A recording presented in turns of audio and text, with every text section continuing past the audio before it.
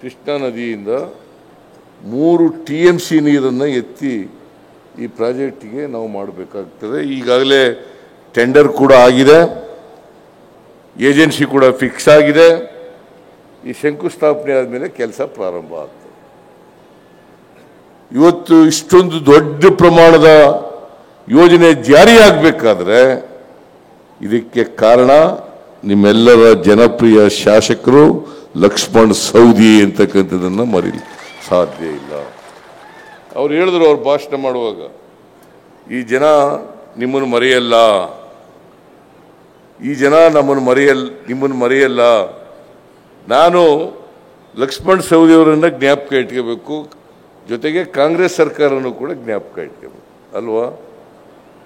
ನಮ್ಮ ಮೊದಲನೇ ಆದ್ಯತೆ ಎಲ್ಲೆಲ್ಲಿ ನೀರು ಲಭ್ಯತೆ ಇದೆ. Dayanand non veg restaurant business ಮಾಡಿ ತಿಂಗಳಿಗೆ 5 ಲಕ್ಷ ಗಳಿಸ್ತಿದ್ದಾರೆ. ನೀವು ಕೂಡ ಅವರಿಂದ ಕಲಿಬೇಕಾ? ಅವ್ರ ಜೊತೆ ವಿಡಿಯೋ ಕಾಲ್ ನಲ್ಲಿ ಮಾತಾಡಬೇಕಾ? ಈಗಲೇ ಫ್ರೀಡಮ್ ಆಪ್ ಡೌನ್ಲೋಡ್ ಮಾಡಿ. ಒಂದು ತೊಟ್ಟು ಹನಿ ನೀರನ್ನು ಕೂಡ ರೈತರಿಗೆ ಬಳಸಬೇಕು ಅಂತಕ್ಕಂಥದ್ದು. ಪ್ರತಿ ಒಂದು ತೊಟ್ಟು ಹನಿ ನೀರು ಅದನ್ನು ರೈತರ ಜಮೀನುಗಳಿಗೆ ಹರಿಸಬೇಕು, ನೀರಾವರಿ ಮಾಡಿಕೊಡಬೇಕು. ಅದು ನಮ್ಮ ಉದ್ದೇಶ. ಯಾಕಂತಂದರೆ ಲಭ್ಯ ಇರ್ತಕ್ಕಂಥ ನೀರನ್ನು ರೈತರಿಗೆ ಕೊಡದೇ ಹೋದರೆ ಅದು ವೇಸ್ಟ್ ಆಗೋಗಿ ಸಮುದ್ರಕ್ಕೆ ಸೇರ್ತಕ್ಕಂಥದ್ದು ಅಥವಾ ಅದು ಉಪಯೋಗ ಇಲ್ಲದೆ ಇರ್ತಕ್ಕಂಥ ರೀತಿಯಲ್ಲಿ ಆಗ್ತದೆ. ಅದಕ್ಕೋಸ್ಕರ ಈ ಯೋಜನೆ ನಾನು ಈ ಅಥಣಿ ತಾಲೂಕಿನ ಪೂರ್ವ ಭಾಗ ಎತ್ತರವಾದಂಥ ಸ್ಥಳದಲ್ಲಿರ್ತಕ್ಕಂಥದ್ದು.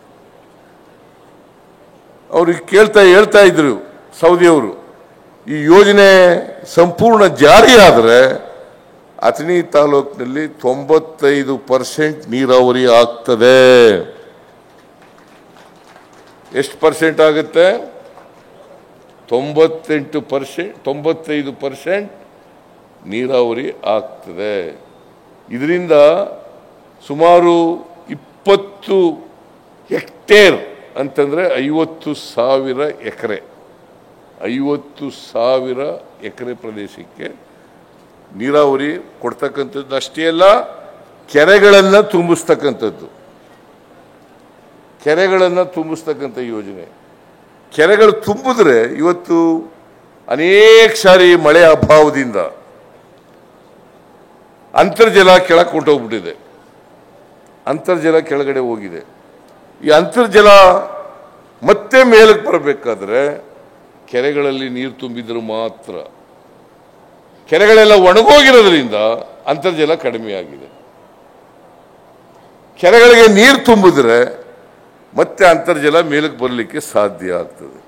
ಅದಕ್ಕೋಸ್ಕರ ಕೆರೆಗಳು ತುಂಬಿಸ್ತಕ್ಕಂಥದ್ದು ನೀರಾವರಿ ಯೋಜನೆ ನೀರಾವರಿ ಮಾಡಿ ಜೊತೆಗೆ ಕೆರೆಗಳನ್ನು ಕೂಡ ತುಂಬಿಸ್ತಕ್ಕಂಥ ಕೆಲಸವನ್ನು ಮಾಡ್ತಾ ಇದ್ದೀವಿ. ಈ ಯೋಜನೆಯಿಂದ